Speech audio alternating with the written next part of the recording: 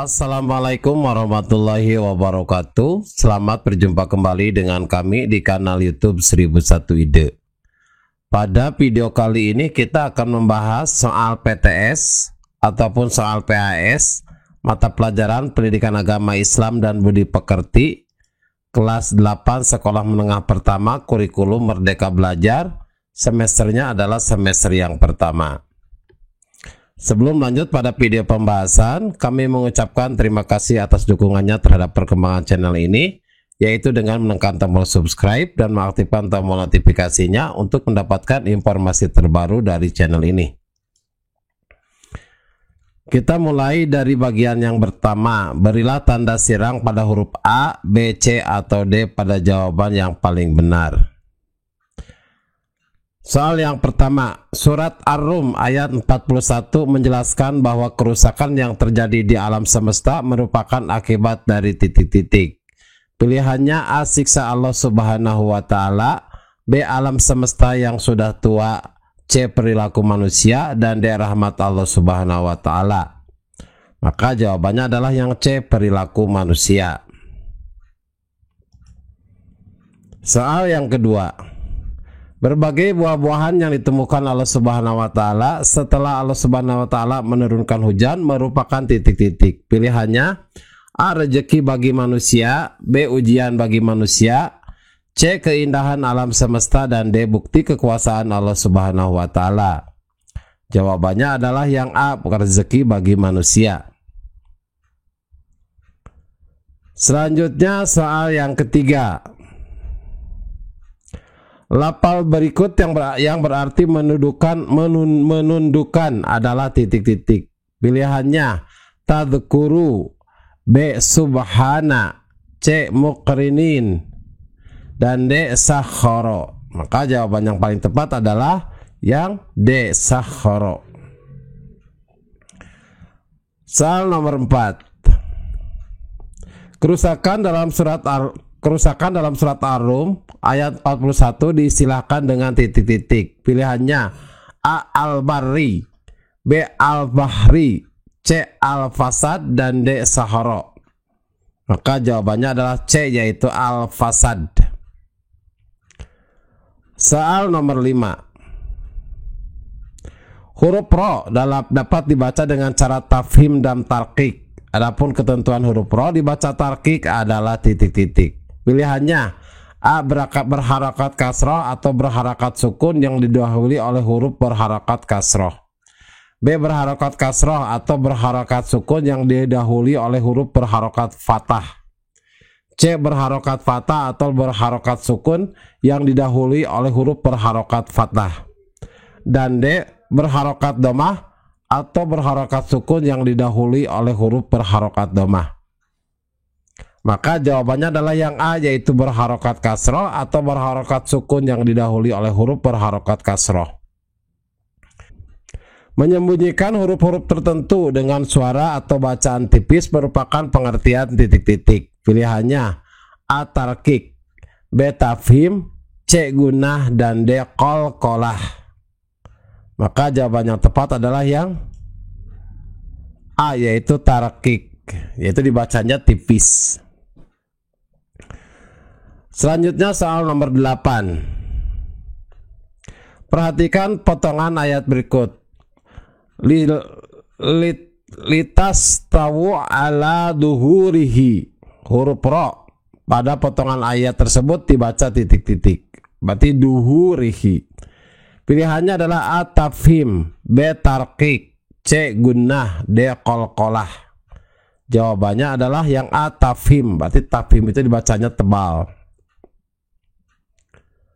Soal nomor 9. Berikut yang merupakan contoh huruf Ro tafhim adalah titik-titik. Pilihannya A, yarawnahum, B, wal harth, C, an-nari, D, ya'muruna. Maka jawabannya adalah yang C, yaitu an-nari. Selanjutnya soal nomor 10. Perhatikan ayat rumpang berikut. Wasakhkhara lakumu titik-titik litazriya fil bahri. Lafaz yang tepat untuk melengkapi potongan ayat rumpang di atas adalah titik-titik. Pilihannya A. Al-fulka, B. As-samai, C. Al-anhara, D. As-samarat. Maka jawaban yang tepat adalah Al-fulka. Jadi wasakhara lakumul fulka litazriya fil bahri. Soal nomor 11. Beriman kepada kitab Allah Subhanahu wa taala yang telah diwahyukan kepada para rasul termasuk rukun iman yang ke titik-titik. Pilihannya A1, B2, C3 dan D4. Maka jawabannya adalah yang C, yaitu rukun iman yang ketiga. Soal nomor 12. Berikut yang bukan merupakan kitab yang diturunkan kepada para nabi dan rasul adalah titik-titik. Pilihannya A. Taurat, B. Zabur, C. Injil, D. Suhuf Ibrahim. Ini yang bukan kitab, maka jawaban yang tepat adalah yang D, yaitu Suhuf Ibrahim. Soal nomor 13. Kitab Taurat diwahyukan Allah Subhanahu wa taala kepada Nabi Musa alaihissalam di bukit titik-titik. Pilihannya A. Jabal Nur, B. Jabal Rahmah, C. Tursina dan D. Safa. Maka jawabannya adalah yang C, yaitu di bukit Tursina. Soal nomor 14. Nabi Musa alaihissalam merupakan Rasul Allah Subhanahu wa taala yang menerima wahyu berupa kitab titik-titik. Pilihannya A. Taurat, B. Zabur, C. Injil dan D. Al-Quran. Nabi Musa itu mendapatkan wahyu berupa kitab A. Taurat, Zabur itu kepada Nabi Daud, Injil kepada Nabi Isa, dan Al-Quran kepada Nabi Muhammad Sallallahu Alaihi Wasallam. Soal nomor 15. Allah Subhanahu wa taala telah mewahyukan 4 kitab kepada 4 nabi dan rasulnya untuk disampaikan kepada manusia dan dijadikan pedoman hidup. Pernyataan yang benar adalah yang A. Kitab Taurat diwahyukan kepada Nabi Daud alaihissalam. Salah, karena kitab Taurat diwahyukan kepada Nabi Musa. B. Al-Quran terdiri dari 30 juz dan 114 surat. Maka jawabannya adalah benar. Yang C. Nabi Isa alaihissalam menerima wahyu dari Allah Subhanahu wa taala berupa kitab Zabur. Jawaban yang benar adalah kitab Injil. D. Kitab Zabur diwahyukan dalam bahasa Ibrani. Salah, kitab Zabur itu diwahyukan dalam bahasa Kibti. Soal nomor 16. Kitab Injil merupakan kitab yang diwahyukan Allah Subhanahu wa taala kepada Nabi Isa alaihissalam pada tahun 1 Masehi. Kitab Injil diwahyukan Allah Subhanahu wa taala untuk dijadikan pedoman bagi kaum titik-titik. Pilihannya A. Muslim, B. Nasrani, C. Yahudi dan D. Samud. Jawabannya adalah yang B, yaitu Nasrani. Soal nomor 17. Iman kepada kitab-kitab Allah Subhanahu wa taala merupakan kewajiban umat Islam. Iman secara bahasa berarti titik-titik. Pilihannya A. Percaya, B. Tertutup, C. Suci dan D. Halangan. Maka jawabannya adalah A, yaitu percaya. Selanjutnya soal nomor 18. Kitab-kitab yang diwahyukan Allah Subhanahu wa taala memiliki kedudukan sebagai titik-titik. Pilihannya A. Hiasan rumah, B. Bacaan manusia, C. Penghambat kebahagiaan dan D. Pedoman hidup manusia. Maka jawaban yang tepat adalah yang D, yaitu pedoman hidup manusia. Soal nomor 19. Kitab-kitab Allah Subhanahu wa taala merupakan pedoman hidup manusia. Adapun kitab yang diwahyukan Allah Subhanahu wa taala sebagai penyempurna kitab-kitab yang diwahyukan Allah Subhanahu wa taala sebelumnya adalah kitab titik-titik. Pilihannya A. Injil, B. Zabur, C. Al-Quran, dan D. Taurat. Jadi kitab penyempurna kitab-kitab sebelumnya itu adalah kitab C, yaitu Al-Quran. Soal nomor 20. Beriman kepada kitab-kitab Allah Subhanahu wa taala harus dilakukan dengan benar. Beriman kepada Al-Quran dilakukan dengan cara titik-titik. Pilihannya A. Munfarid, B. Ijtimali, C. Tafsili dan D. Muwafiq.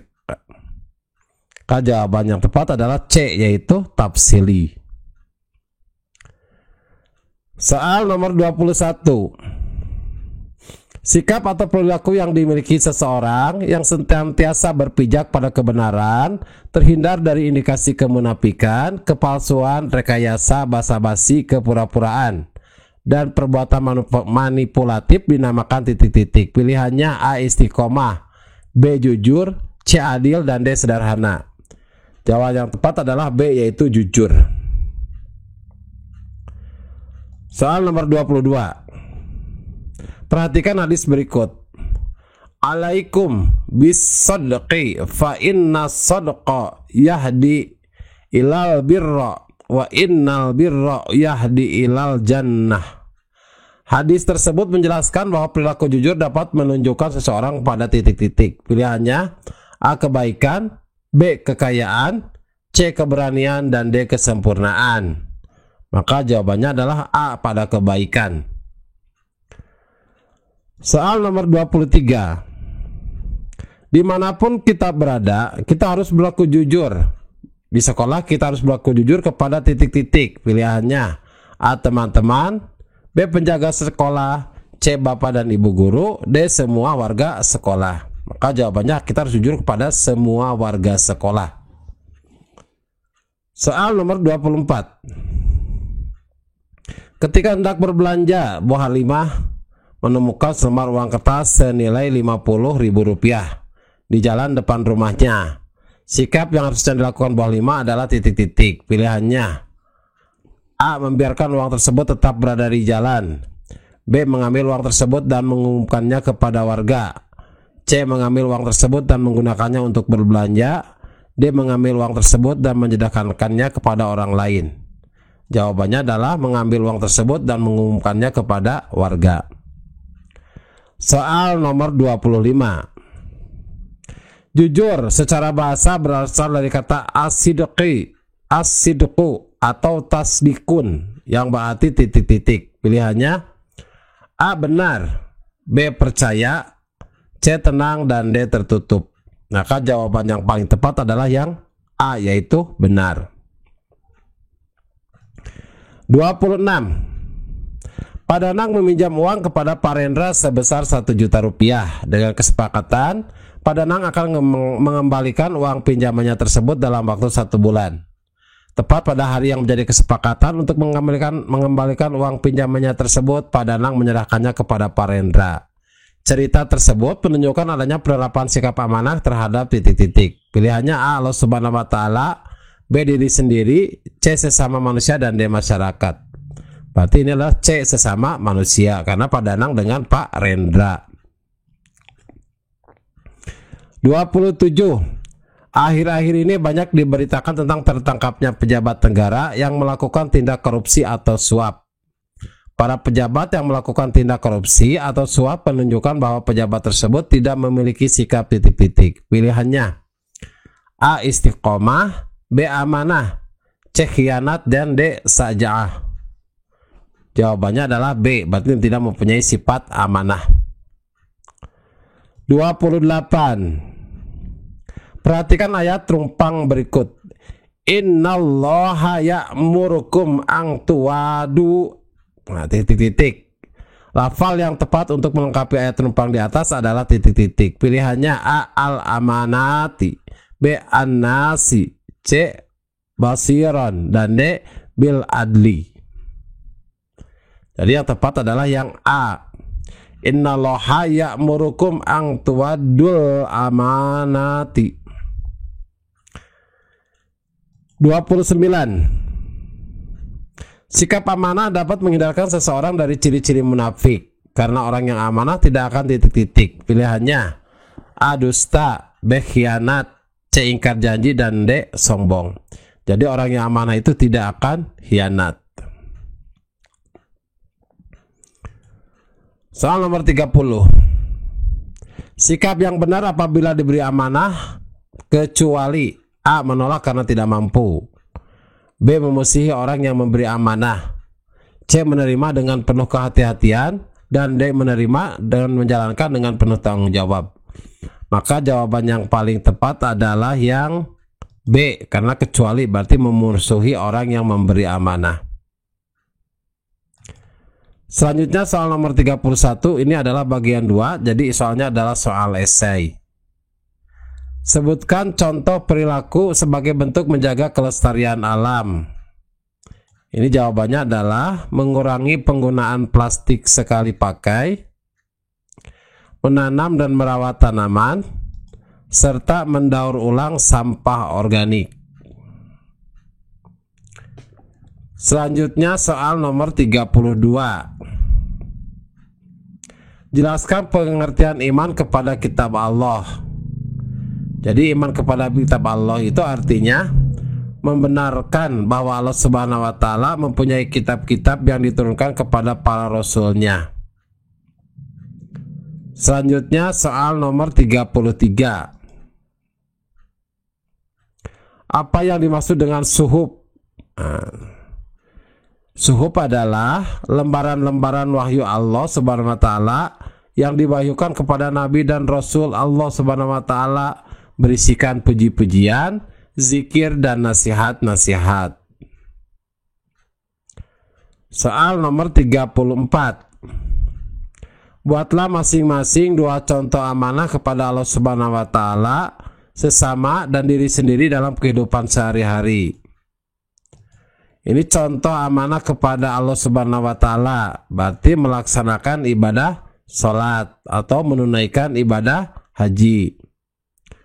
Sedangkan contoh amanat kepada sesama yaitu mengembalikan buku bacaan yang dipinjam atau juga menjaga barang yang dititipkan teman. Sedangkan contoh amanah kepada diri sendiri yaitu menjaga kesehatan serta menjaga harta yang dimiliki. Selanjutnya soal nomor 35. Apakah pengertian dari amanah? Nah, jawabannya, amanah itu berarti pemenuhan hak-hak oleh manusia, baik terhadap Allah Subhanahu wa taala, orang lain maupun dirinya sendiri, dan bertanggung jawab terhadap kepercayaan yang diterimanya untuk dilaksanakan dengan sebaik-baiknya. Demikianlah video pembahasan soal PTS atau PAS, mata pelajaran PAI dan Budi Pekerti kelas 8 semester yang pertama kurikulum Merdeka. Semoga video ini bermanfaat. Assalamualaikum warahmatullahi wabarakatuh.